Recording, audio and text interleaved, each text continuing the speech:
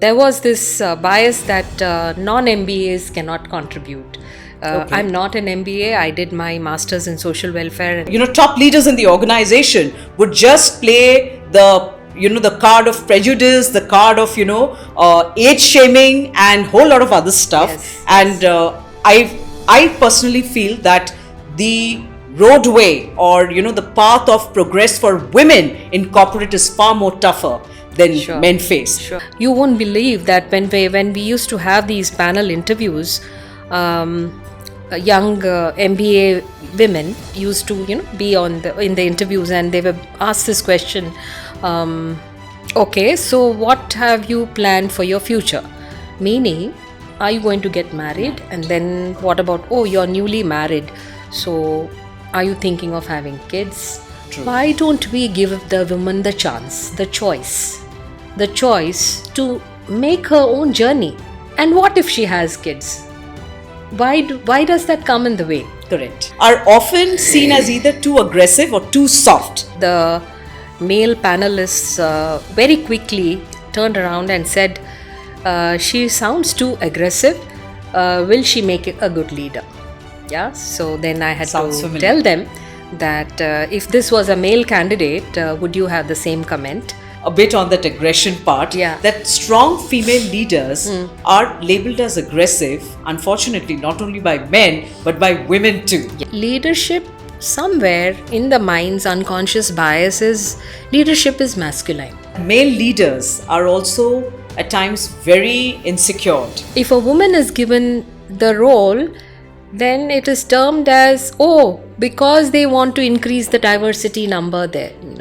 It's so we make it very clear that it is competence, and competence doesn't have gender.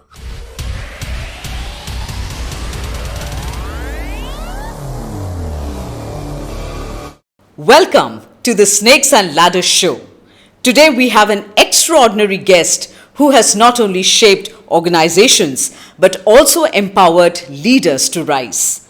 Dr. Lakshmi Nadkarni, a powerhouse in the field of human resource management with over 25 years of leadership experience across chemical, manufacturing, FMCG and pharma industries. She has held executive and board positions at global giants like Reckitt, Benckiser, BASF, Dow Chemicals and Pfizer.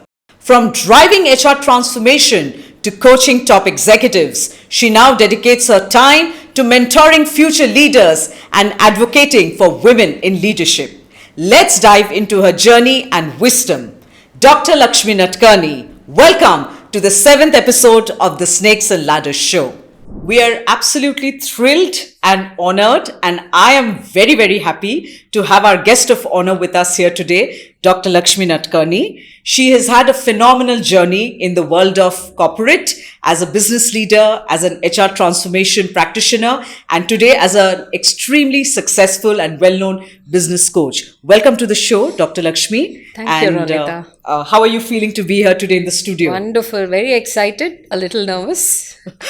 I should feel nervous sitting right in front of you because I'm meeting one of the most well-known business coach of India today. But absolutely, excited, and I would say, I think this was the moment that I was really looking forward to, Dr. Lakshmi. I've heard about you, I've read about you, I know about your work, but to have you in the Snakes and Ladders show has been one of my dreams. So thank you for making it. Excellent. And I think this is a wonderful privilege for me because I have seen a few of the shows, and I've heard a few women that you have interviewed, and every one of them has been a luminary in their own respective fields. So it has been quite a phenomenal journey for you too with Snakes and Ladders, and I'm happy that you have a platform that can reach and access, and women can access that quite a bit. Thank you very much. I'm again truly honored. Thank you. Today's episode is very close to my heart. As you're aware, Dr. Lakshmi, that I too, I've belonged to the world of corporate, and I've had my own journey of 21 plus years. And on the occasion of the International Women's Day, I thought that I should have this, roundabout interview with you, where we are going to touch upon the snakes that you have crushed, the ladders that you have climbed, and the Okay. ladders that you're giving to other women today as a business coach. And of course, we are going to have our fun round called the Snakes and Ladders round, Sure, which you sure. must have heard about Sure, and yes. seen. Looking forward to. Yes. Okay. Yes. So Yeah. we'll just begin by Yeah. kind of, going back a little into your journey. Yes. And on behalf of the Snakes and Ladders show, would like to ask you that snakes question, Yes. that can you share a moment when you had to challenge a deep rooted bias in your career, and how did you tackle it? Okay, yeah, I think it's a very, very important question. Also, considering that many young women and also women in the middle order are coming back after their second break. There are multiple biases. One is your own bias, your self bias, yeah, your own self doubt, which is unconscious bias that you are probably conditioned to as you grow up, as a young girl and a woman, and then you participate in different social areas where, within whole family as well as with the corporate world. Women have this tendency to self doubt, and that's a very serious bias that we face within ourselves. And then coming back to, people around you, there are certain biases, and these are not just gender biases. These are biases with qualification, which I faced. One of the first few companies that I worked, there was this bias that non-MBAs cannot contribute.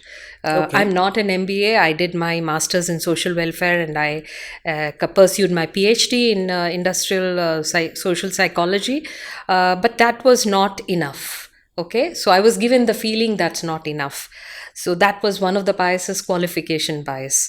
And then you have age bias. In one of the organizations, I was a little older than what the CEO was looking for in a woman. He wanted a little younger woman, and then he saw me. And the bias was that young people are more energetic and older people are less energetic, which again sort of would have come in my way if I had not tried to prove myself. So there are multiple biases that one encounters in one's life, and it's good to face these biases. I love them. So, Yeah. what you just narrated sounds so familiar to me, and I completely resonate with that because I think these are some very common obstacles and challenges that a Yes. woman in corporate who comes with merit, who comes with Yes. capability, Yes. and may have made it later in life Yeah. can also face it. I Right. completely agree with you because I've seen it in my career path as well. That top leaders in the organization would just play the card of prejudice, the card of age shaming and whole lot of other stuff. Yes. And Yes. I personally feel that the roadway or the path of progress for women in corporate is far more tougher than Sure. men face. Sure. I hope you will Sure. agree with Yes, that. absolutely right. And I think many of the women face this, and those who choose not to cow down to this are the ones that will succeed, as you know, in your own life. Yeah. Brilliant. Thank you for saying that, Dr. Lakshmi. And my next question is definitely to do with the style of women leadership because a lot of times I have come across this, judgment or this kind of views that I am perceived as aggressive in my leadership style. So Okay. women in leadership are often seen as either too aggressive or too soft. So Yes. that's the kind of dilemma I think we Yes. have seen in the Yes. leadership Yes. style.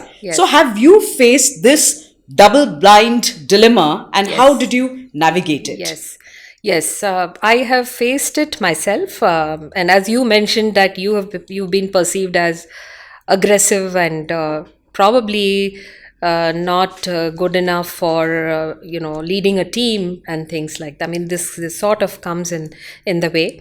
And then on the other hand, I was perceived as too gentle, kind, considerate, collaborative. Will she make a good leader? Will she be effective? Will she be ineffective? Because kind people and considerate people are perceived to be ineffective. So these are some of the double blind issues that women face. And um, so when you are aggressive, and I've seen this in interview panels. So once I had this interview for a research position in one of the organizations, and the lady among the different candidates, men and women, one of the ladies came with a presentation which was absolutely fantastic. She was very clear in her communication. She made it clear as to what she wants in the role, etc., etc. But the moment she went out of the room, the male panelists very quickly turned around and said, she sounds too aggressive. Will she make a good leader? Yeah. So then I had Sounds to familiar. tell them that if this was a male candidate, would you have the same comment? Yeah, because it's a female candidate, you have this, issue. And of course, then we didn't select her for another reason, which was more to do with the domain of research that we wanted, and she was not. But this issue of being aggressive and will she make a good leader was there. And then you have the other people like me who are perceived as kind and considerate and empathetic, etc.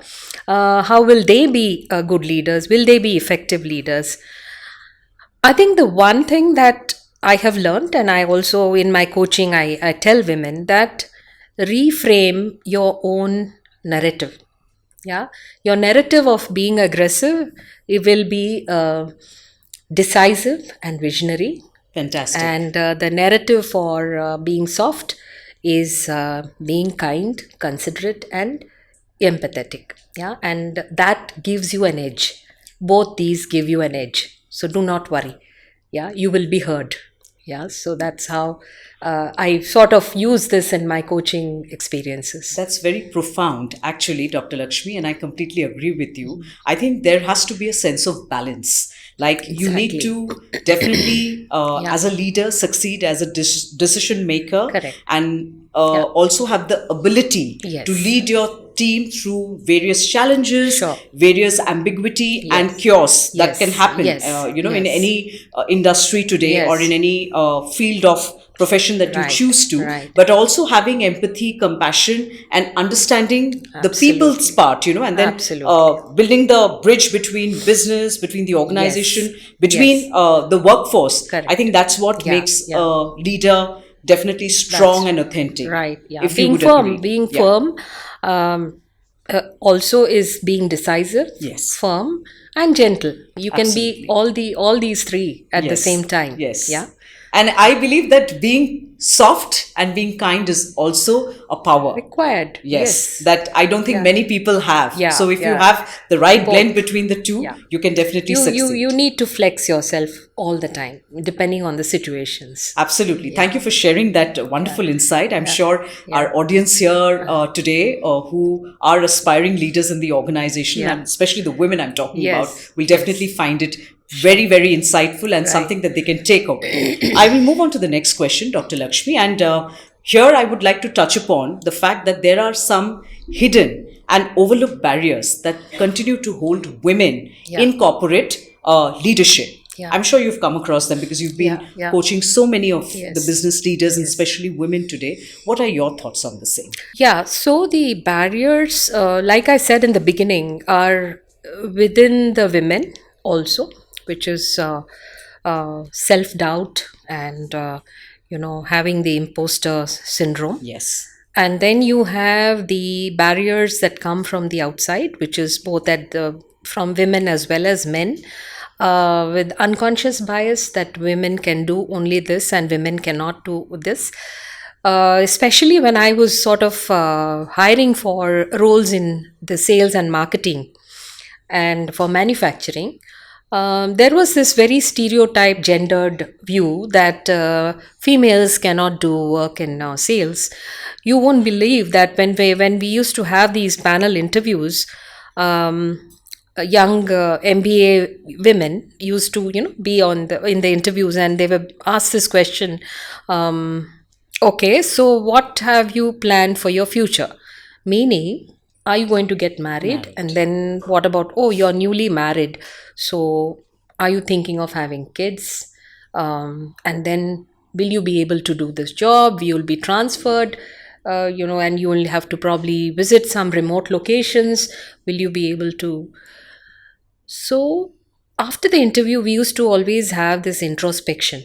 With, I mean, the HR and the panelists used to have this introspection whether these were some of the right questions that were asked. True, true. Why don't we give the woman the chance, the choice to make her own journey?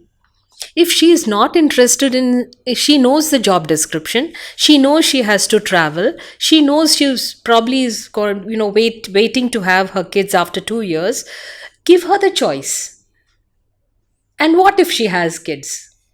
Why does that come in the way? Correct. Correct. In the panelist's mind, it's my job. I have to decide how effective I want to be in this job. So some of these barriers keep coming again and again. So unconscious bias, conscious bias, and there is this other barrier which keeps coming to women, that is the perfection bias. Oh, yes. I want to be perfect in everything. I Yeah, must have absolutely. answers to everything. Correct. Not required. You have a team, you have complementary strengths, so why don't we use those resources rather than saying that I'm the all in all in everything that I have to do, and I have to be perfect Yes. in everything that Yes. I do. Yes. And the third bias is the like me bias. The panelists want people to be like them. They do not want the candidate to be other than, having thoughts other than. So there's the diversity of thought and culture doesn't appeal to us. So the like me syndrome or the like me bias, these are some of the barriers that keep coming all the time when the women are being selected, or when you're moving them up the ladder, or performance management, performance appraisal. These are some biases that creep in, and somewhere they come in as snakes. On this note, I definitely would like to touch upon the point of imposter syndrome, because I have come across many such women, as professionals, or let's say working in corporate, Yes. working as doctors, as lawyers, as entrepreneurs, that we go ahead and restrict ourselves because somewhere down the line, Yeah. we Yeah. start having this, this maybe a lack of clarity, Right. or maybe we are just not we are not open to kind of take risk, or we are averse to taking further challenges in our Yes, life, yes. because we are probably trying to also balance between a lot of things in our life, our Correct. home front, our work front, we have children, we have Yes. family. Yes. So there is always a pull and push, I feel, Right. that we as women have to go through. Correct. I can't comment about the other countries, but Yeah. in India it's a very common phenomenon Yeah, that I have come absolutely, across. absolutely. So when you coach women leaders, Dr. Lakshmi, yeah. and these kind of situations crop up where you Yeah. see that their immediate surroundings or their immediate Yeah. personal Yeah. situations Yeah. may be restraining them or holding them back Yeah. from taking those leap of faith, or jumping, or Correct. taking those career leaps that they Right. really should be doing. Yeah. How do you tackle those scenarios? You're absolutely right. There are some women that I'm currently coaching. In fact, there's one person that I'm actually speaking to, and so she got married and she had a child, and the husband already have. It was his second marriage, and he had 2 children. It was a nice marriage, and something happened between the two, and then she was an extremely confident. I knew her in one of my organizations. She was not married then, and she had to take care of her old parents, and later she decided to marry. But she was a very confident, extremely competent salesperson, sales and marketing person. And today, after this marriage and something happened, she lost her confidence. She sort of, felt that, what am I doing? I mean, will I be able to? So there are many questions. Will I be able to contribute to the organization the way I used to do before? Okay. Will I be respected in the organization, and things? And when I was talking to her, it was more about what do you want? It is not about what the others want. What do you want to do? So the biggest and the most important step that everybody, it's not just women, has to take is to know what do I want, and just be. Just be. Do not Yes. be like that person and this person and this. It doesn't work because they Yes. have their own independent journeys. I have my journey. Where do you want to go? You are at point A. What is your point B? Are you happy being a homemaker? Be happy. Just be a homemaker. Don't worry. Take Yeah. care of your baby. True. True. Don't compare yourself. Yeah, and one of And just my own mentors in one of the organizations, she said it's like, life is like a piece of, it's like a cake. You slice it, and at every stage of your career, you have bigger slices of something. As soon as you pass out, you have a large chunk of career, you large chunk. Then you get married, you have kids, you have the career chunk becomes smaller, the personal chunk becomes bigger. These are choices that you make. make. How big Agreed. is your chunk of cake, which or a slice of cake? Correct. Yeah, so that's how one has to sort of roll in, and rather than saying that every time I have to have this much of career, this much, it doesn't work that way. Life keeps teaching you a few things, and you keep rolling in with the life's slices of cake. Wow. And you choose what you, and it's a choice, it's a matter of choice, and the clarity that this is where I want to go. That is so Yeah. inspiring, Dr. Lakshmi. Yeah. And you're absolutely bang on to the points that Yeah, you've just yeah, expressed. And I really feel that, the thoughts, the flow of, I think, dialogue that's happening Yeah, at this point yeah, of time yeah. are going to inspire hundreds of women who are going to watch this episode. Yeah, On yeah. that note, I definitely would like to ask you that what was the toughest professional setback that you faced as a women leader? And let's Yeah. consider that one of those Yeah. snakes that you Yeah, faced, yeah, which was yeah. the toughest one. Yeah. And how did you transform or convert that snake into a ladder for yourself? Oh, yeah, I have quite a few. But the one that I really sort of, it has stayed with me is um, one of the organizations sort of moved me to a head of HR role in another country. Yeah. Okay. And that country CEO and the CXOs did not want anybody from India. Yeah, because they felt, why we have talent in the country, why should we have an HR head coming from India? So they sort of tried to put in a lot of effort to sort of give me all those obstacles that will make life difficult. Already, it is Sri Lanka that I was talking about, and there was this time in politically also, Sri Lanka was going through a lot of trouble in 2001 when the airport got bombed, and I was landing the next month. Oh my God, After okay. the bomb, thing. So I had these issues. Okay, now I go there, and I'm one of my well-wishers within the organization told me that these are things that are happening, but I think with your expertise, you will sort of overcome some of Overcome. them. Yes. So I had long conversations. I think conversations help a lot. Yeah. Conversations with the individual, CEO and the others helped me to tell them that I am not here to take away somebody's job. I'm here to put certain systems in place. And if you don't like, I can go back. Not a problem. Yeah. So we lay out a roadmap for the first year and then see if it works well. Then I'll move to the next. So we put shorter milestones so that they also felt comfortable, not intimidated. And there was already a second in command HR. They were actually planning to give her the position. I said one of my jobs will be to also groom her for this position, Okay. and then leave the country. I'm not here forever. Ever. Yeah, Correct. I also have a family back in India. I have to go back. So the 1 year became 3 years. Oh my God, that's Yeah. phenomenal. Yeah. And in that 1 year, what helped me, which is the second part of your question, was I basically sort of see when you have clarity of thought, when you have a clear goal, okay, this is what I want to achieve. I very quickly, within the first 1 month, I understood what are the needs in the organization. You being an HR professional, you also know that what are those people needs that are required. So some policies had to be put in place, people, compensation grade, all those things had to be sort of, the foundation had to be laid. And I told them, this is what I'll do in month 1, month 2, month 3, month 4. So I gave them and I went about the job. So when you focus and deliver on your expertise, work speaks for itself. Work is your advocate. Couldn't have agreed more. Right. Your deliverables become your advocate. Then you don't have to speak. And when they started seeing, they grew confident. People were happy.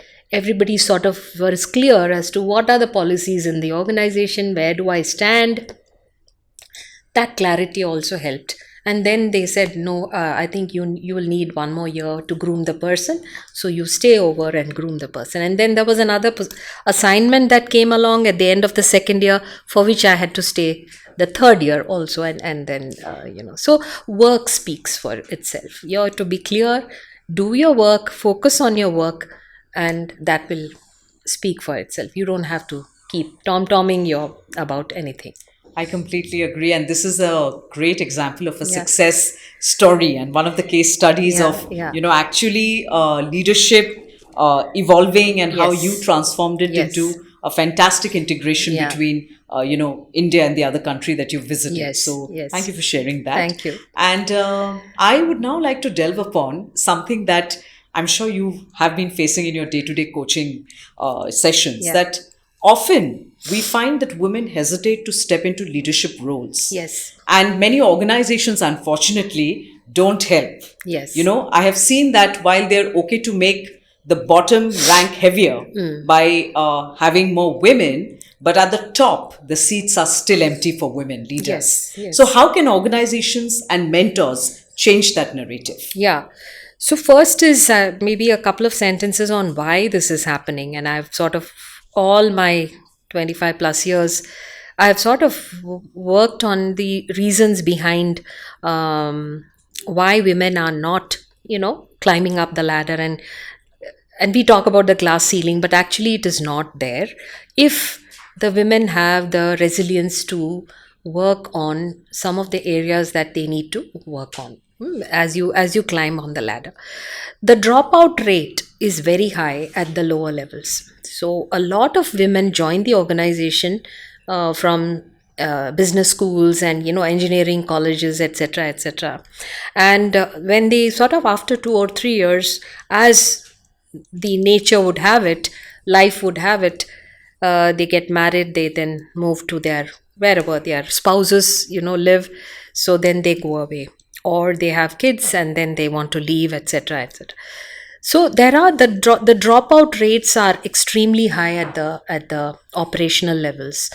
So therefore, the ones that finally reach, and then they have to face other issues, which are microaggression, stereotype, gendered biases, and promotions do not come quickly.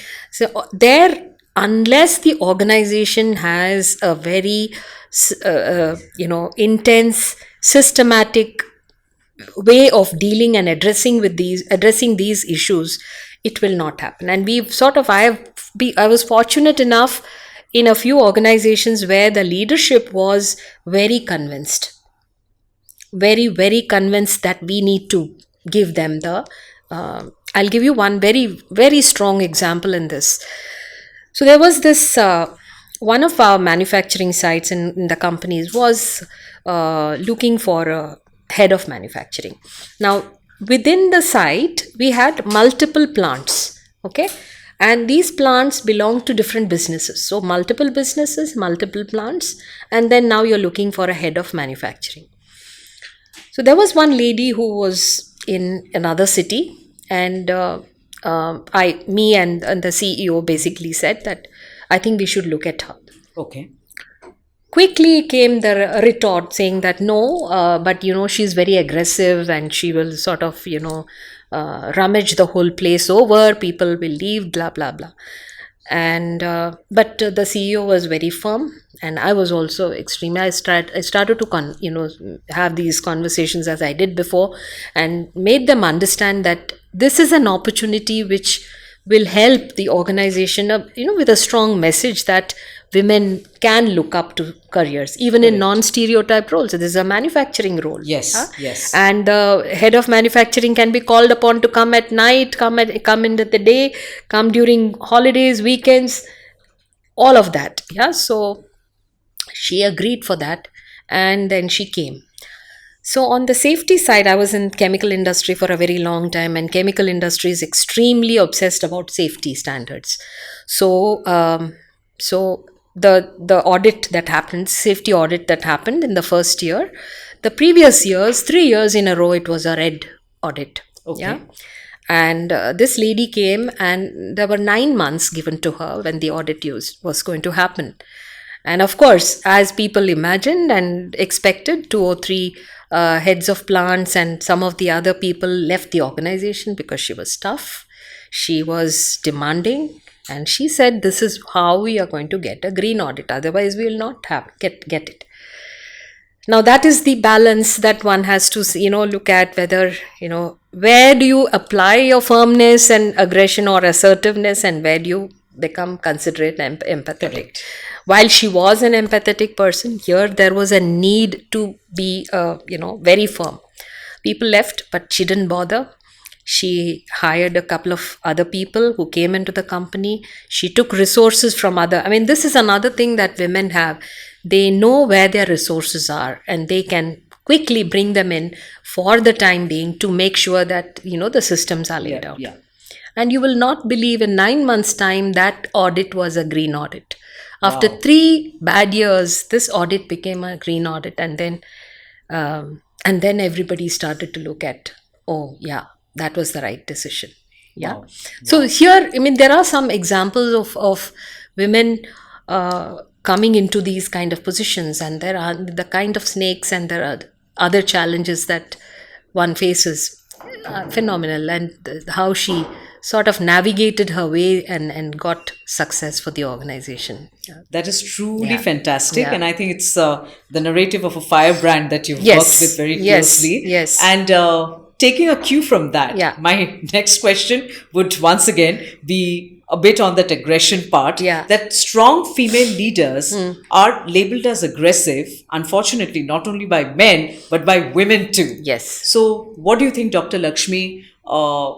Generally, why would men and women do that? Because Yeah. the leader Yeah. on the other side of it, the female leader, Yeah. because she's a female, is strong and aggressive, knows how to take decision. As you rightly Right, said, right. that if it was a male, we wouldn't have said that. We would Commented. probably consider Yes. that's a way of his leadership. Right, right. But the moment it's a woman in the picture, even her own gender will term her as aggressive. Yes, and it happened. It was so very true. It happened to her as well. So, a few reasons for women, because we all belong to the same societal framework. Yeah, we have the same values. We have the same stereotype gender thinking. So the stereotype gender comes in. Yeah. So how can a woman be a manufacturing leader? How can this person become a sales and marketing leader? How can this lady become a CEO? So these are the stereotypes which both men and women share the same views. Yeah. The second is, it's a scarcity mindset.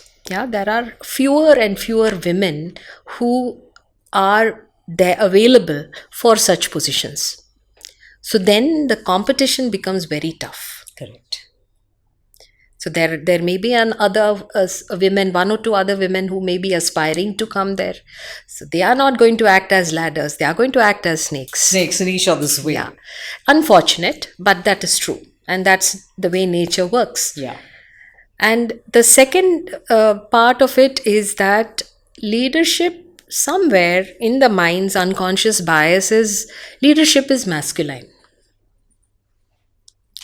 Because we see more men as leaders, we see lesser Absolutely. women as leaders. Absolutely. So there are no role models, too many role models. Now, of course, I think things are changing. We see a lot of women in leadership roles, and they're doing well. They're able to balance between aggression and, they have also learned. People are learning. Women are learning how, because they are seeing role models now. They do have, the younger women have role models now available. But during my time or even the next generation, people didn't have role models. So men were the role models. And therefore, you mimic men. You want to mimic men because you feel leadership is masculine. So you Yes. sort of imbibe some of the masculine tendencies when you're taking a decision, or you're sort of firing somebody, or you're showing your firmness. You act like a man, Yeah. which is not required, but then that's the only role model available to them, so they do what they have to. That's quite interesting, Yeah, yeah, because yeah. I, have often felt that male leaders are also at times very insecure. Yeah. They have a sense of restlessness when they find that there is a woman right there, okay, yeah. in that horizon, Yes. who can probably take Yes. up their position, Yeah. or who are aspirational Yeah. and would like to take up leadership Sure, positions. sure. So I'm sure you have come across such cases, or Yeah, of course, such scenarios. of course. Yeah, there is tough competition. Yeah, now today there is competition between women, and then if a woman is given the role, then it is termed as, oh, because they want to increase the diversity number there. It's so we make it very clear that it is competence, and competence doesn't have gender. Yes, I completely agree. Yeah. Yes. So then it's about the organization trying to reframe again, to have the narrative that competence at some stage starts playing. Even in the interviews, we always say, don't choose the woman because she's a woman, choose because she's competent. So if there are two candidates, male and female, both are equally competent, both have equal strengths, then go for the woman. Not because she's a woman and he is a man. It's Yes, not that. yes. Yeah, so I think organizations have become sensitive to these things now, and they are also, because see, finally it all impacts the organizational success. Absolutely, absolutely. It's not about your diversity quotient, but it's about the organizational success and competence. So finally competence wins, and it has no gender. Yes. I wanted to also tell you, Dr. Yeah. Lakshmi, through the Snakes and Ladders show, this is one point we're trying to make it very strong. Yeah. That this is not about, women Yeah. empowerment. Correct. This is about women elevation, because today, as women, we are at level playing fields. All we Correct. need is that Correct. culture of meritocracy, Correct. the culture of, honing and nurturing the Right. skills part, the capabilities, and giving equal opportunities. So, Correct.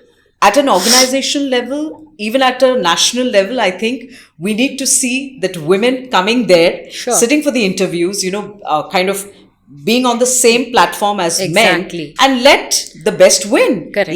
Let the person between, Correct. irrespective of the gender, Yes. who's got the capabilities and the merit, Correct. be there. And I Absolutely. think as a nation, as a society, as organization, we need to push more women to take that plunge. Absolutely. It is about equity. It is not so much about equality. Absolutely. It's about equity. Equity would be giving the platform required for them to, for example, why is there so much of effort to educate women more?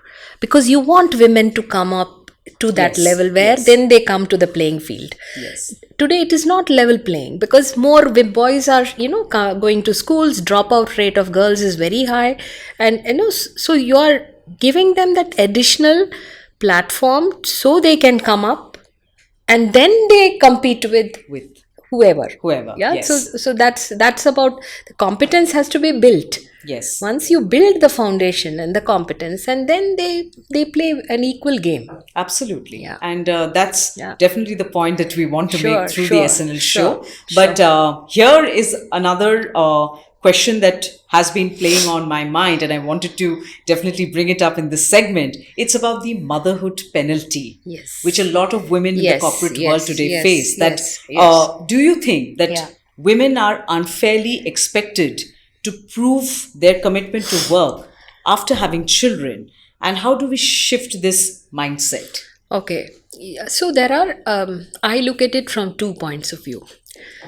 One is this motherhood penalty which you mentioned, which is there, and it's in the societal norms. Yeah, so in the society, up until recently, the maternity leave and all of that was sort of looking at women. Okay, 3 months, 6 months, now you be at home, and then the woman gets used to being at home. The child takes the primary focus and things like that, and the women themselves are somewhere having this whole thing about imposter syndrome. They are ashamed. Now I've taken a big break, 1 year break, and how 2 years break. Will people accept me back in the organizations? It's one aspect of it. The other aspect is, and I had a very somebody who came up to me for her second child. So she had her maternity break, she had the child, and then she comes back to work, extremely competent marketing person. And one day she wanted to have a confidential conversation with me, and she said, ma'am, now I've just come back, it's just about 8-9 months, and now I'm again expecting another baby. Oh my God. Okay. So should I quit? I said, why should you quit? You are entitled to having whatever number of children you want. But no, but you know what? I was going to have a promotional, developmental conversation with my boss the next week. And now if I go and tell him that I'm expecting, what will happen to that conversation? Now, it was a completely different story for her, because her boss was one of the most progressive minded managers. So I had a one-on-one conversation with him, and he said, of course not, she cannot leave. She's one of the best people that I have in my team. So I want her to come back. It's okay, let her take her 6 months or 1 year. I will have somebody in the meantime doing her job, but she has to come back.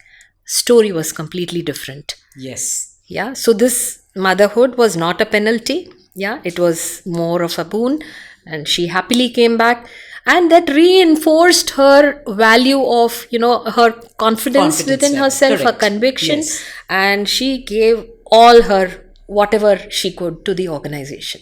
Wonderful. Yeah. Wonderful. Having 2 kids, she came back and she did. She was one of the best team members. So this motherhood penalty is a myth. It is there. In reality, it is there, but how you approach it makes a big difference. And both also the woman and organization, the woman herself. This was not the manager's view. It was her own view. Correct. Should I? Because she's ashamed. She's having fear. And all of these became her snakes. Not Absolutely. Anybody else. Yeah. And that's how the whole thing worked for her.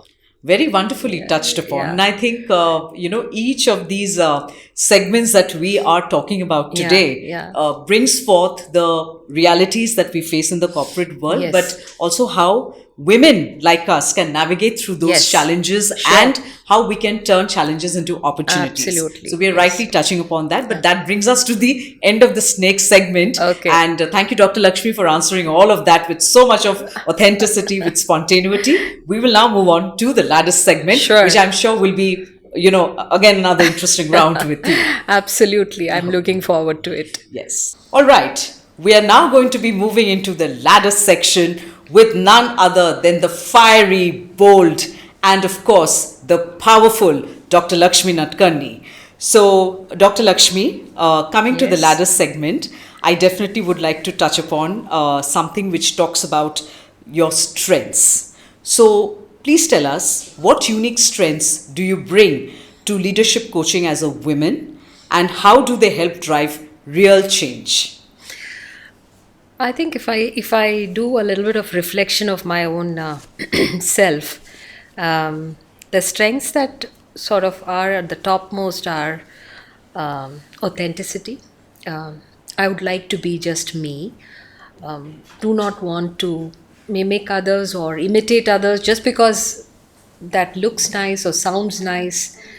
I want to be myself, because then I am able to be more effective in what I do. So I think authenticity is one of my strengths. The second one is empathy. uh, because I have gone through certain struggles in my life, personal as well as professional, I know other women, other people, not only women, I coach men as well. Everyone has their own journeys of, struggles and joys. So empathy works well with me because then I'm able to see and sense it, I'm sensitive to what they are feeling. And the third one is focus. So I don't lose focus. I don't sweat on small things. Yeah, I don't lose focus because something is coming in the way. My focus is always on my goal. This is what I want to achieve. All other things are barriers which I will sort of move away and sort of take them out and move towards my goal. And sort of, I'm known for that. Wow. Yeah, so that's one of the strengths that helps me in my journey. There's so much to learn from you, Dr. Lakshmi. And when I hear you talking about your experiences, I definitely feel in awe of you. But I truly believe that someone like you, who's been into the leadership role and now as a business coach, can influence, can mentor, and can inspire many women like me. Thank you. So Yes. I would then want to also ask you that when we are navigating through this culture of building leadership at an organization level, how can organizations, as per se that entity, create cultures that actively support and also accelerate women into leadership positions? Right. So I sort of mentioned it a little bit before. Women first have to make the move. Yeah. So they have to first be clear. This is what I want to achieve. Because if that clarity is not there, then it becomes difficult for any support system to work on that woman. So once the women have made up their minds that this is what I want to achieve and I want to, move with these kind of milestones, then the organization is needs to be ready for creating the access, so the access to roles, access to different facilities that are there. For example, flexible working. There are policies available within organizations. So in my own organizations, a couple of them in the last few that I worked, had fantastic policies for flexibility, working from home, even before the COVID. Okay. We had brought a flexibility work from home policy even before COVID happened. And that was mainly for men and women who need that flexibility. And there we don't look at gender, because men also need that flexible work arrangement sometimes because they have old parents at home, they have children at home. So you can't expect only the women to take care of children. There are men also want to take care of their children. True. So it was available for both men and women. So there are organizations which are extremely progressive and are ready to making an effort to create these kind of facilities and platforms for women to so one of the things that we also did to address the bias that we, generally the stereotype gender bias that comes in is at a recruitment stage, because I was in HR and we could do that much more easily. We used to mask the names of the candidates who are applying. Yeah. Okay. So it will have all the qualification, experience, and everything else would be available. The names will be masked. And the selection will happen, and there will be both men and women in that list. They will be called upon. And at the interview stage, so at every stage, we coach people, the panelists, both men and women. Like you asked me, do only men have the bias? No, women also have bias against their own gender. I can understand. So we have to help yes. educate, sensitize, and socialize them with the new frameworks. True. And that is what companies do, and some of them are doing remarkable work in the area of giving those kind of platforms and bringing in progressive policies that will sort of like you said, uplift, give them that platform, let them prove themselves, then you take them up, then you give them more coaching, Yes. mentoring, and you make them make role models available to them, and I make it accessible to them. So they take on those things, and those women I have seen do very well. Once they've made up their minds, it's very difficult to move them out. Yeah, so they become very focused, they do the right thing, and they are able to. But the problem is then the drop, we have to make sure that the dropout rate at the junior levels is curtailed. If we are able to educate women at that stage and help them with whatever decisions they are making, the choices that they are making, then we will have much more the organizations can do. And we'll have more critical mass to be able to choose women into leadership roles. Absolutely, Yeah. absolutely. I definitely feel these are something Yeah. that Yeah. those audience who are here Yeah. listening us Yeah. will take those key takeaways from these Sure. insights. But I also want to want to highlight this point that a lot of organizations don't believe in investing in the coaching and mentoring of women. So when we talk about let's say women joining even at a ground level, and then they gradually move upwards, okay, till the middle level, they are able to manage. But from the middle to steer through at the top role, or at a leadership role, I think many women fall short because organizations really don't invest much in them. Right. From the business Right. coaching point of Yeah. view, from mentorship point of view, Yeah. I Yeah. guess that's where there's a huge gap Yeah. between Yeah. where our women workforce are today and where Sure. we can go. In Sure. fact, one of the most shocking part that in the surveys that I've been reading is that in India, women constitute 45% of the workforce. That means our contribution to our country's GDP is low. Correct. And as a nation, Correct. as a Correct. society, Correct. I think there's so much more that we can do to bring up our Sure. women workforce Sure, today. sure, So sure. mentoring and coaching and Will, culture yeah, that accelerates yeah. women to grow Correct. is very important today. Absolutely, yeah. Coaching and mentoring will be required for both men and women. Yes. Yeah. Yes. So we don't distinguish between them. But yes, like you said, women, to be able to navigate, to be able to steer their way through some of the struggles which are known struggles. And those are the areas where they need really some intense coaching and mentoring, which helps them to sort of look at their own life, and steer their way forward. Yeah, and Definitely. it is required. And do organizations do have, contrary to some of the old traditional way of thinking, now more and more organizations are having these coaches available to women, men Absolutely. and women coaches available to women, to be able to steer their way forward. And Dr. Lakshmi, I hope that women who are aspiring to be leaders can now approach you, by getting to Sure. hear this interview Sure, through the sure, Snakes and Ladders show. sure. If they aspire to have a business coach like you, course. I'm sure this will Why open the not? avenue for Why them to not? approach, Yeah. to come back to you, and definitely Yeah, yeah, maybe absolutely. reach out Why and take not? your Yeah, sessions. it will be a great opportunity for me to share some of my own experiences and the experiences of some of the women that I have either coached Mentored, or yeah. mentored or even worked with, my Absolutely. ex-colleagues who have done the right thing and been able to be successful in their work lives. And this brings me to the next question, because I'm going to ask you Yeah.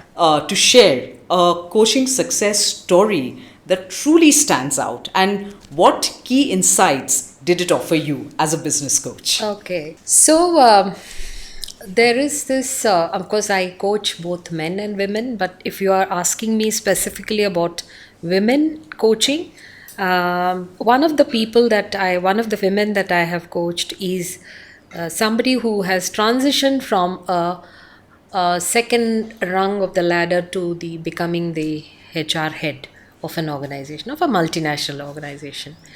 And I personally faced this when I decided to move to be the head of the first organization that I became head of HR. I went through some of the self doubts and will I be able to do it or not, uncertainty, what if I fail, and some of those things. So that was very fresh in my mind, and I knew that these are the areas where this person will also require to transition, yeah, to from being a second person to the first person, because you call the shots. Yes. You are Yes. accountable for your function.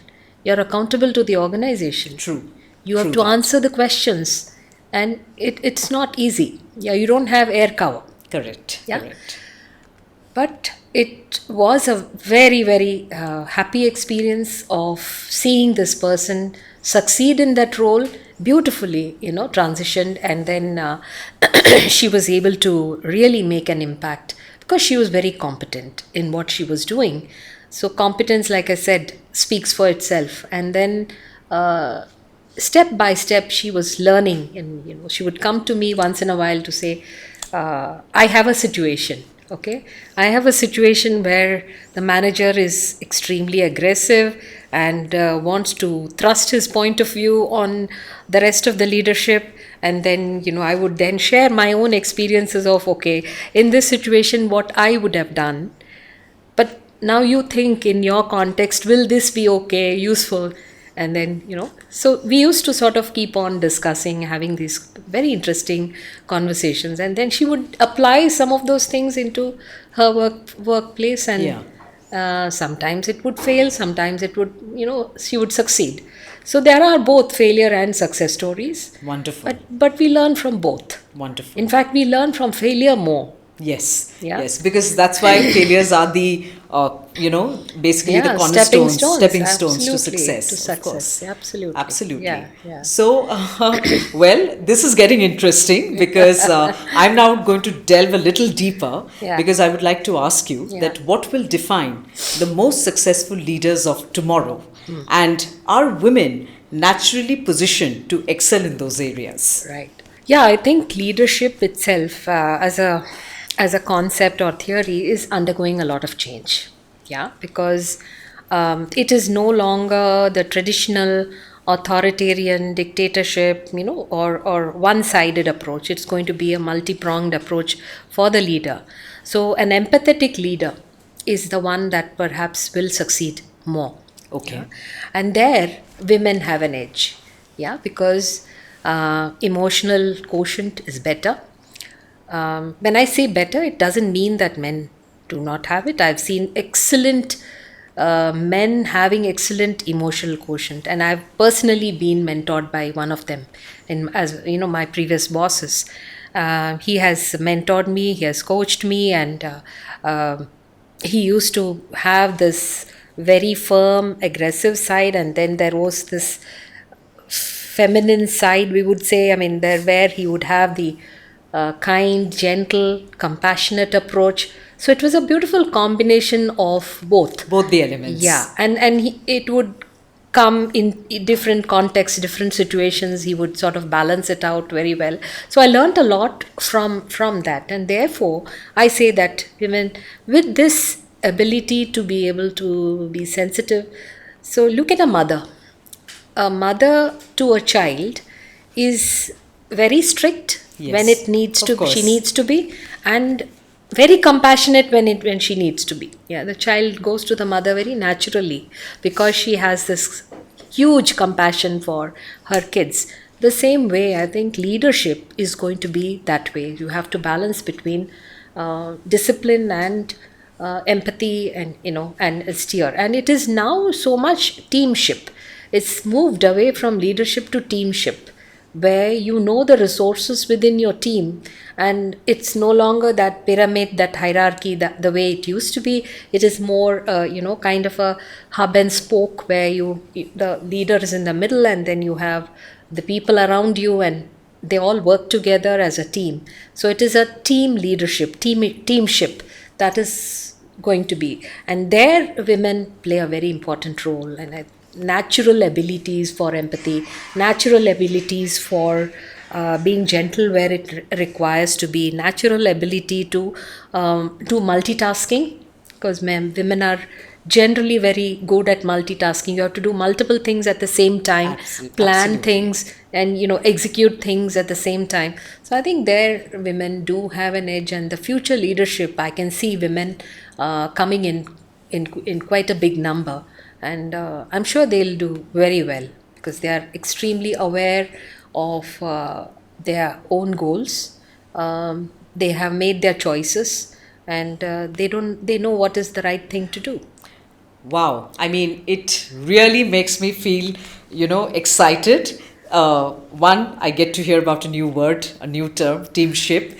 And as you beautifully expressed, I think the future looks very bright. Sure. And very, very invigorating for women leaders. Yes. So there's a lot to look forward to. And I think if they navigate their way through Right. in a very, I would say, encouraging manner, they have more confidence in themselves Yes. and they seek help, Yes. through these Yes. avenues of coaching, Right. mentoring, and Right. also having that clarity of mind, what they Yes. want to do ahead, they will Absolutely. definitely reach the top. Absolutely. So Yeah. fantastic. And Thank I'm feeling very inspired right now sitting before you and, asking you this question. But there are also times when we as women leaders do fail. And it could be situational, it could be certain traits, Yeah. it could be certain, Yeah. maybe mindset that Yeah. stops us from being the authentic leader, Yeah. or the one that you talk about, the people leader that Yeah, yeah, yeah. we may want to become. So, what's one mistake you see women in leadership often making, and what's your best advice to avoid it? I think that's a takeaway from me also. Okay. So, I would like to hear it from you. Yeah. So, leaders in general, and of course, women in particular, we face new situations every day. Every day we come across new experiences, new contexts, and we have to take a decision then. Yeah. So we are discovering ourselves all the time. What makes a difference is the confidence with which you do it. Yeah, and you may not be perfect. Like I said, do not think that everything is perfect. You are not perfect. Nobody is perfect. But the one thing that probably holds a woman back is underestimating her own value. We sometimes underplay our own strengths Correct. I agree. because we want to be liked. By all.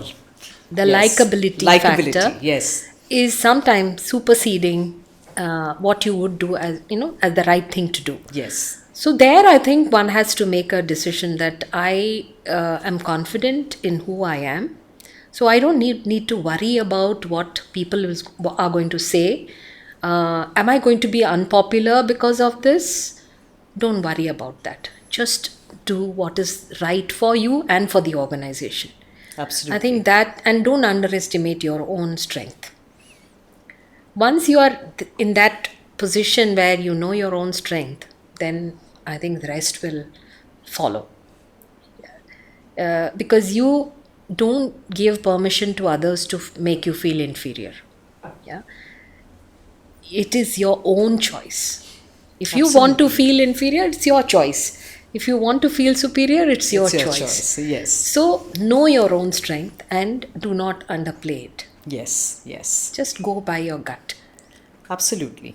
And just to add on to what you Yeah. said, I think one of the Yeah. point that I really liked that you said is Yeah. that we women often underplay ourselves because we want to be liked by Liked. people. Yeah. I think one of the quality that we have to develop is the courage to be disliked. Courage. Yes. Because if we are Yes. right on our path and we are Correct. doing the right thing for the organization, Correct. for our Correct. team, Correct. for the business, Right. or Yeah, overall yeah. at any Yeah, yeah. point of time when we Yeah. are leading in those positions, Correct. we need to be prepared that not everyone is going to Yes, like us. yes, So I think yes. that courage is one major area that we Courage need to is work on. very important. Yes. Great. Absolutely. Awesome. So, Dr. Lakshmi, my next, question is that which is definitely going to be about women playing leadership roles.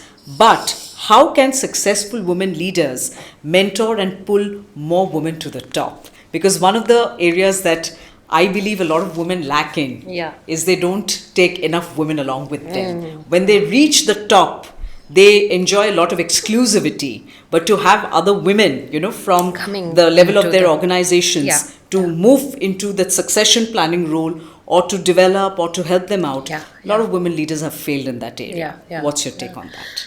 Yeah, so like I said, one of the areas where women as in the leadership roles can influence is to create the platforms to access.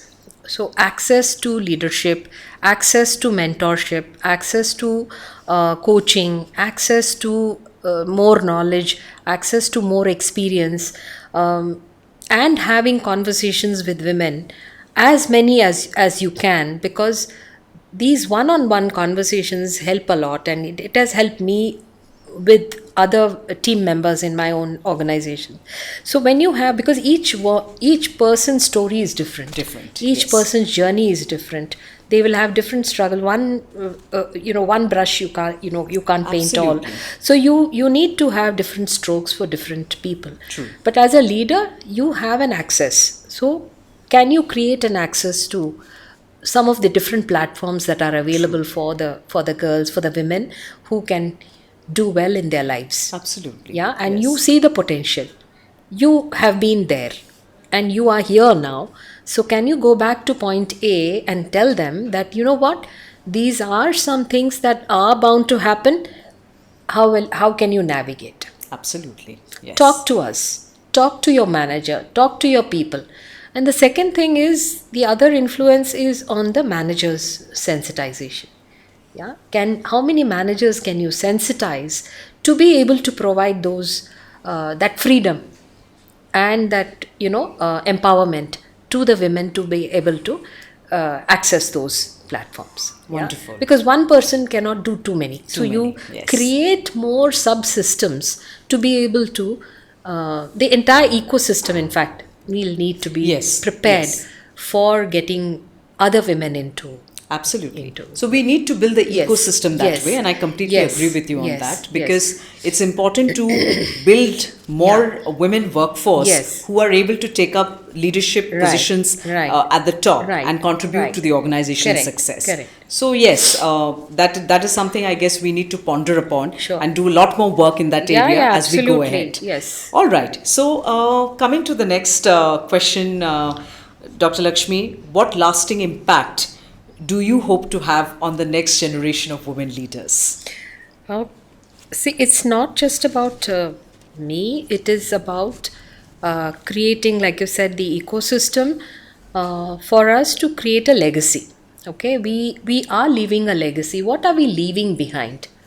Yeah, it's not the material things that you leave behind, it is True. more about what are the values that you leave behind. Yes.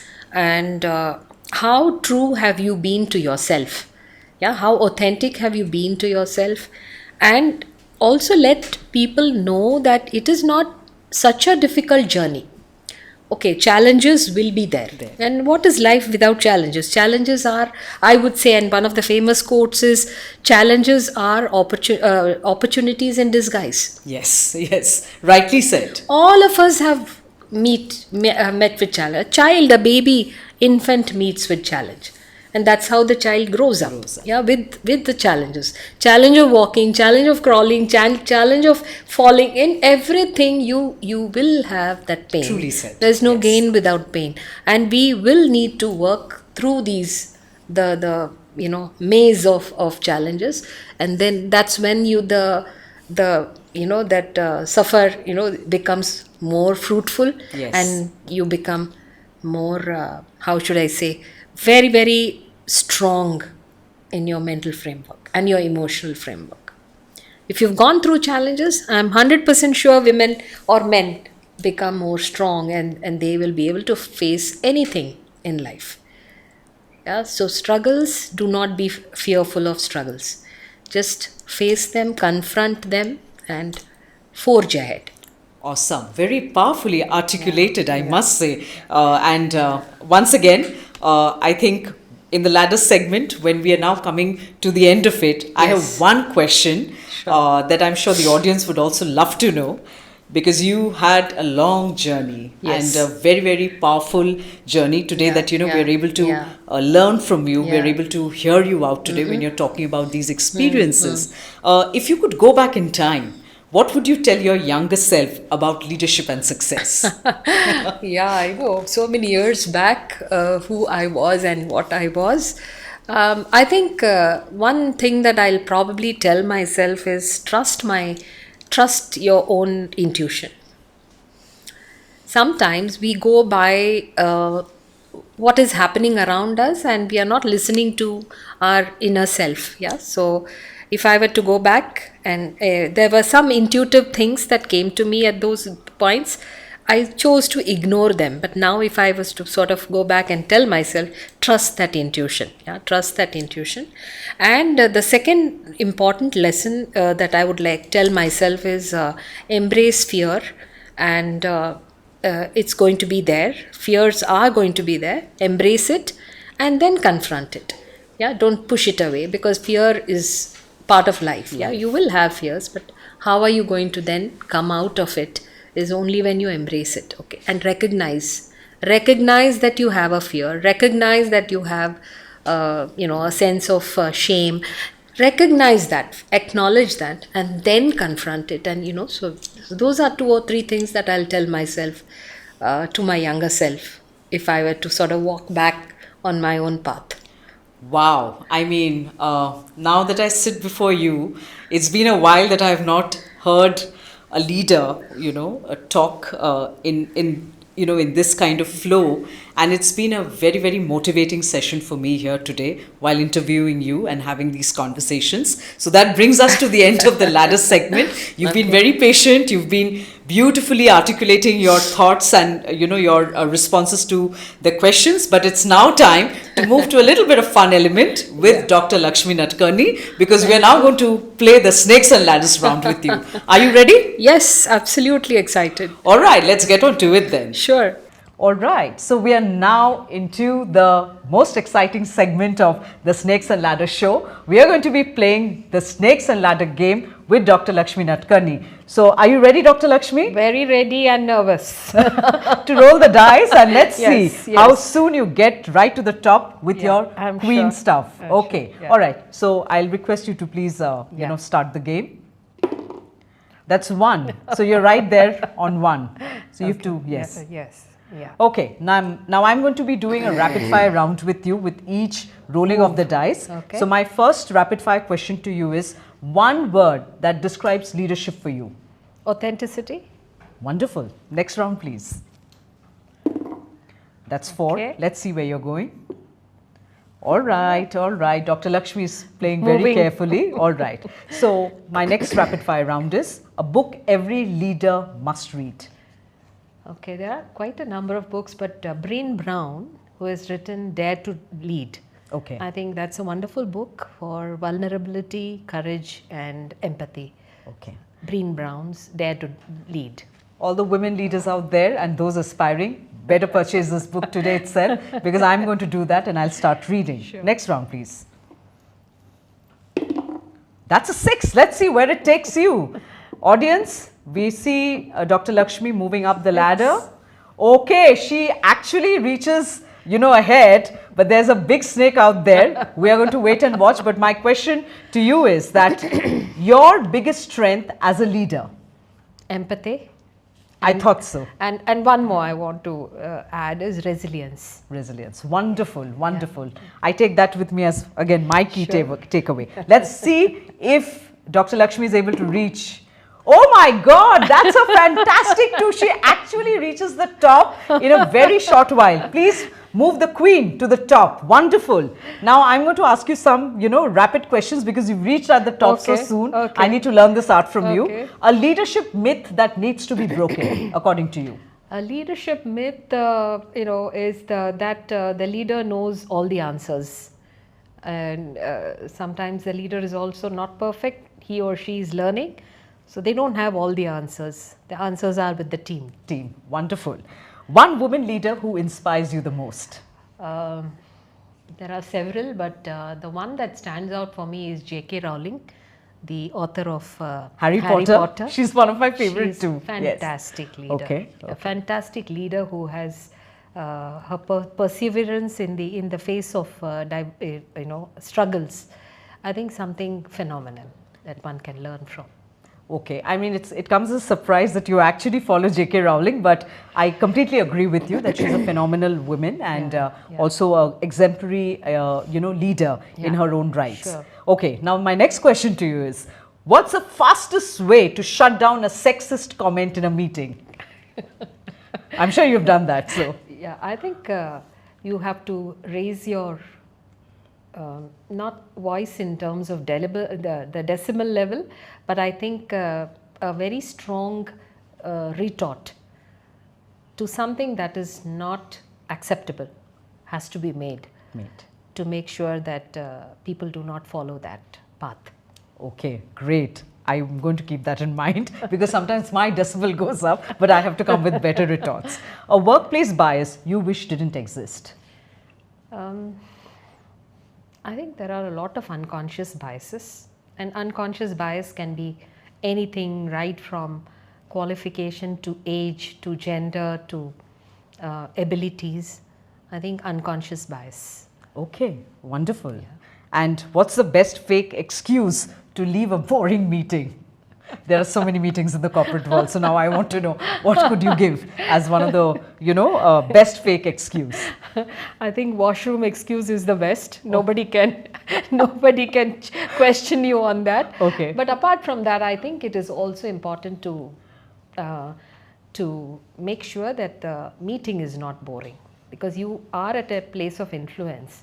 So you can influence and change the mood of the meeting by not going away, but staying there and changing the mood of the meeting. Wow, that's strong and impressive. Thank you. And if you could create a new corporate holiday just for women, what would it celebrate? Celebrate freedom. Okay, freedom. In the corporate world. Yes, celebrate freedom and the power to make your choice. Wonderful. Wow, very, very well answered.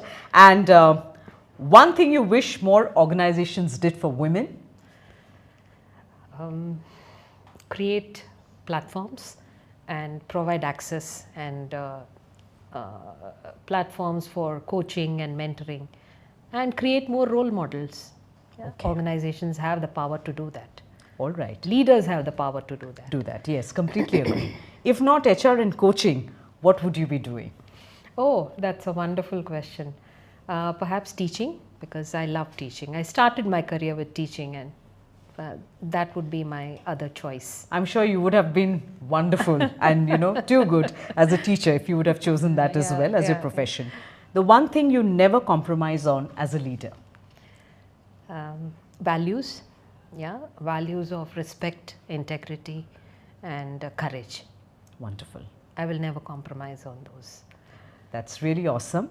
And while we come to the end of the Snakes and Ladders segment, we definitely would like to hear from you, Dr. Lakshmi. If you could leave one lasting message for women aspiring to leadership that we've been, trying to focus on in this episode, a mantra to guide them through challenges and triumphs, what would it be? I think women are much better placed today than where I was or my generation was.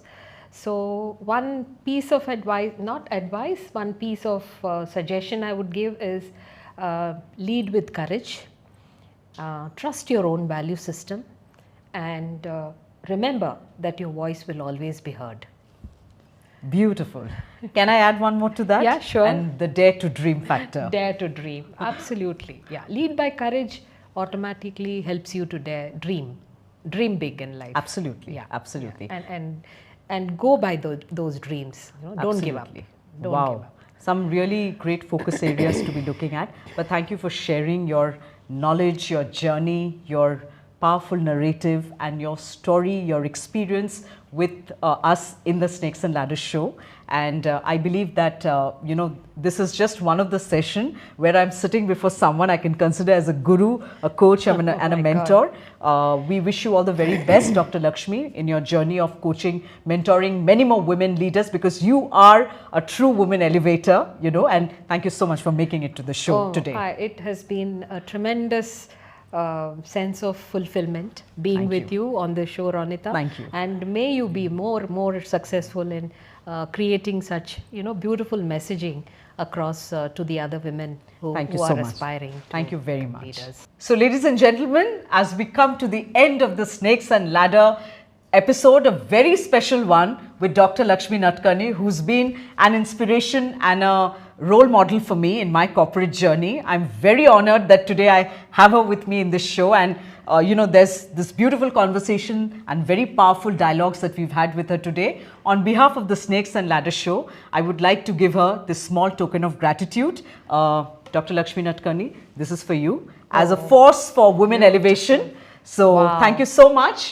Here's hoping that you keep on giving us more encouragement, more motivation, more inspiration, and we have you creating more women leaders for the corporate workforce. Thank you so much, Ronita. I'm touched. This is a beautiful gesture, and I'm now more inspired to do more with what you have done to me today. Thank you so much. Thank you so much. And wish you a very happy Women's Day. Thank you, and same to you and all the women that are there in this world who make this a beautiful place. Thank you very much. Thank you. Thanks.